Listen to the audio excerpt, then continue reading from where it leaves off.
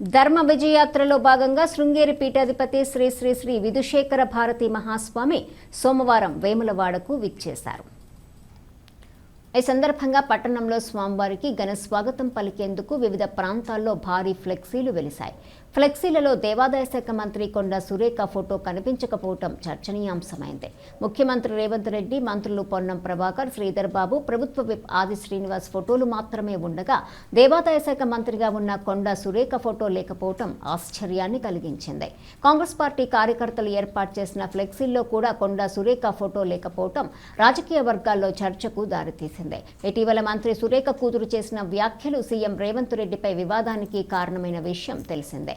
ఆ ఘటన నేపథ్యంలోనే కార్యకర్తలు ఆమె ఫోటో ఉద్దేశపూర్వకంగా మానేశారన్న ఆరోపణలు వినిపిస్తున్నాయి.